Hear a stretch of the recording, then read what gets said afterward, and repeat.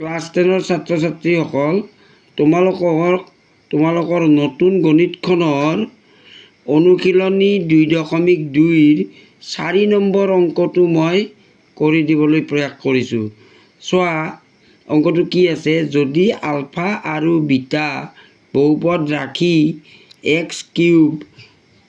X square minus p whole into x plus 1 plus চিৰ দুটা শূন্য হয়, যাতে আলফা আৰু বিটা ইকুৱেল টু 0, তেন্তে চিৰ মান হ'ব। অপশ্যন আছে 4টা, A1, B2, C-1, D-2। ইয়াৰে অপশ্যন কোনটো হ'ব জানিবলৈ আমি অংকটো কৰি চাব লাগিব। এতিয়া চোৱা অংকটো আমি কৰিবলৈ চেষ্টা কৰিছোঁ। চোৱা ইয়াত চোৱা, এতিয়া চোৱা অংকটোত আছে আমাৰ, অংকটো হৈছে যে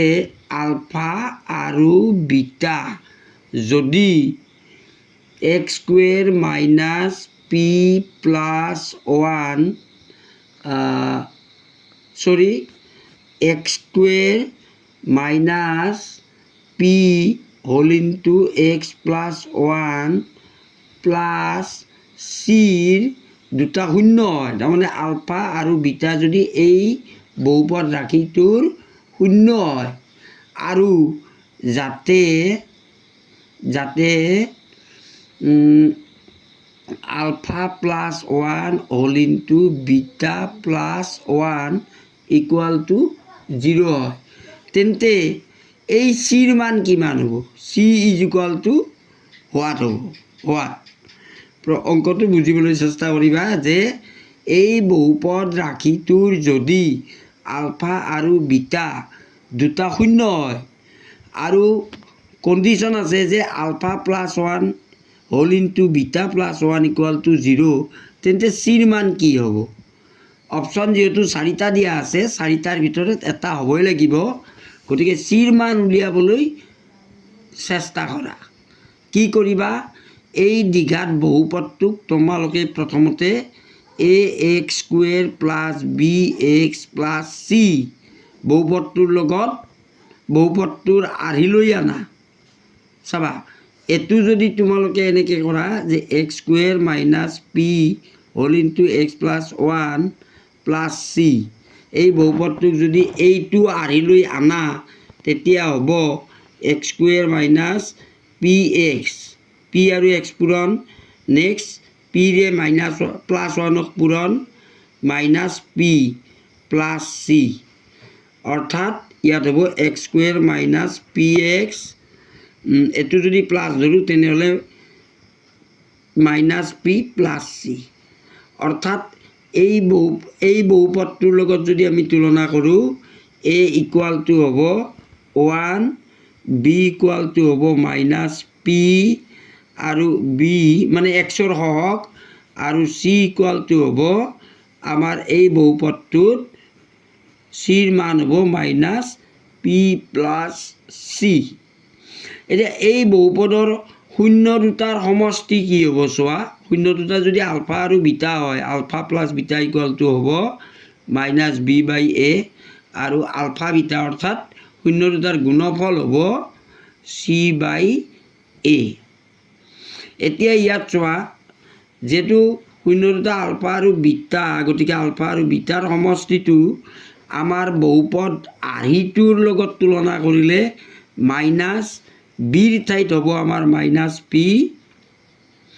আৰু এৰ ঠাইত হ'ব এক্স স্কুৱেৰৰ সহগ 1, অৰ্থাৎ মাইনাছে মাইনাছে plus P, alpha plus beta equal to P, তলত যিহেতু 1 আছে, 1টোৰে এইখিনি ওপৰৰখিনি হৰণ কৰিলোঁ, এইটোৱে হ'ব, এইটো 1 নম্বৰ। নেক্সট আকৌ চোৱা শূন্য দুটাৰ গুণফল আলফা বিটা, গুণফল মানে আলফা আৰু bitter পূৰণফল।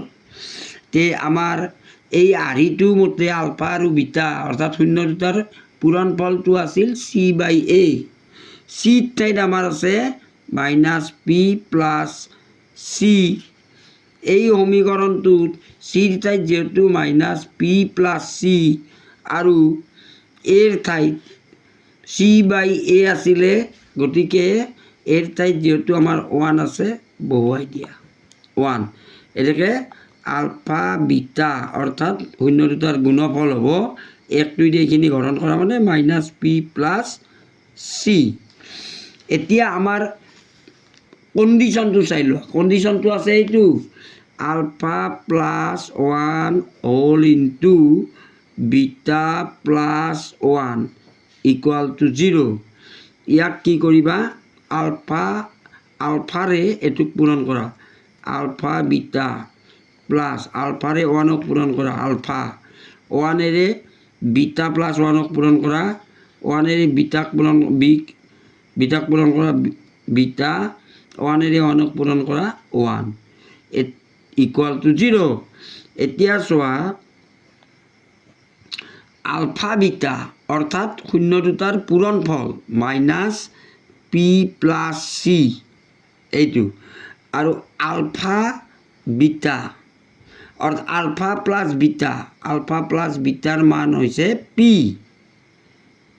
p plus 1 equal to 0 ইয়াত আমি কি পালোঁ যে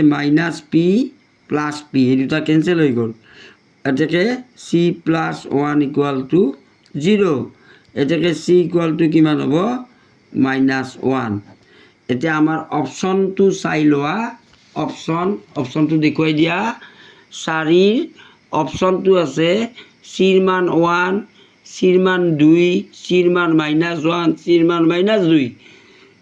চিৰ মান -1টো আমাৰ অপশ্যন ওলাইছে গতিকে এনসাৰ হ'ব C2 চিৰ মান -1 এইটো এনসাৰ তোমালোকে এই মেথডত অঙ্কটো কৰিবলৈ চেষ্টা কৰিবা ধন্যবাদ।